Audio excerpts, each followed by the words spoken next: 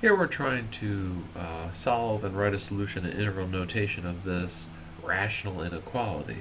A couple things are kind of preventing me from finding it right away. Number one, I need to factor this top. And it's not an easy factoring problem, like for instance we used to be able to group the first two, group the second two. But if we do that, we're not going to have anything in common between the first and the second.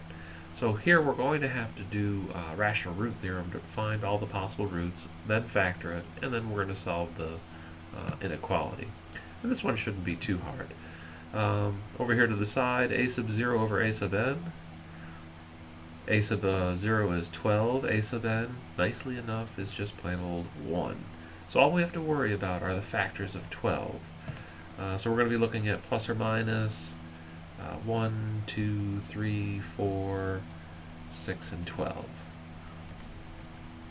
Alright, so we set up our little synthetic division. The coefficients are 1, negative 8, and positive 12. And I'll just start in order and see what we get. So we'll start with 1, drop a 1, that'll give you a 0, that'll give you a 0, that'll give you a negative 8, that'll give you a negative 8, that'll give you 4. So nothing there. So try the next one up, which is 2, drop 1, that'll be 2, plus negative 1 is 1. 2 minus 8 is negative 6, which will give you negative 12, which will give us that desired 0. So we know for sure that x plus 2 is one of the possible factors. Since we got a 0, I can reduce my numbers down to, well, this is a quadratic. There's only 3 numbers left. So I don't have to do any synthetic division. This is just x squared plus x minus 6, and then just factor this. Factors of 6 is subtract up to 1, 2, and 3. So this will factor into x plus 3 and x minus 2. And I just realized I made a mistake. The factor is not x plus 2. The root is x is equal to 2. The factor is x minus 2. So be careful of that. Alright, so the factors on the top are x minus 2, and x plus 3. So when I come back over here to rewrite the polynomial or the rational expression in factored form, we're going to get x plus 3 times x minus 2 all squared all over x minus 4. And we want to know when this thing is 0 or negative. Alright, the next step in the process is to do a little number line and put our zeros of numerator and denominator on here. So one of them is going to be 4, the other one is going to be 2, and the last one is going to be negative 3. And all I have to do is test each one of these intervals. There's a far left, there's a left middle, a right middle, and a far right, so 4 numbers. So the number I'm going to choose here in the far left category is something less than negative 3. I'm going to choose x equals negative 4.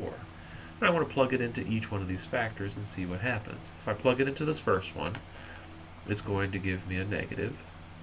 If I plug it into the second one, whatever I plug in there is going to get squared, so that's always going to be positive.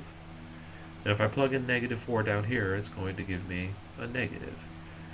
So anytime you have an even number of negatives, the whole answer for this interval is going to be positive.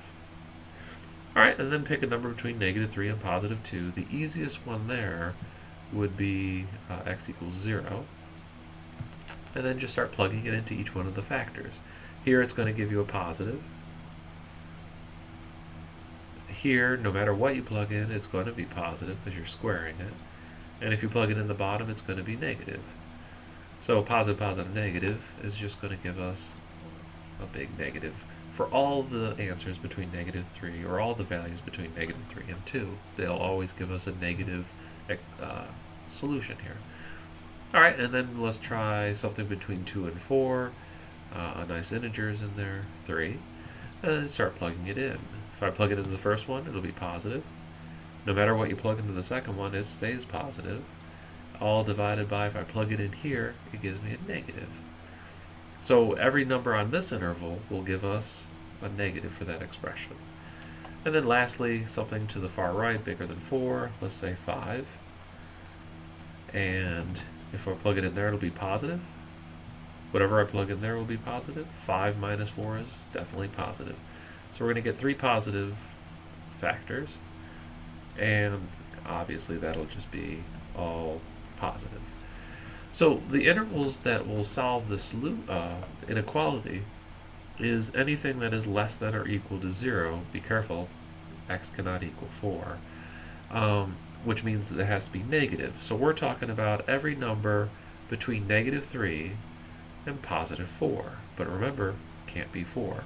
So when I write my solution set, it's going to be negative 3, which is included because I don't care if the top is equal to 0, all the way up to 4, but I can't include 4.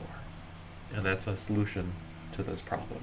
Graphically, in the next example, this portion of the graph would be above the x-axis, these two pieces of the graph would be below the x-axis, and this portion of the graph would have to be above because it's positive.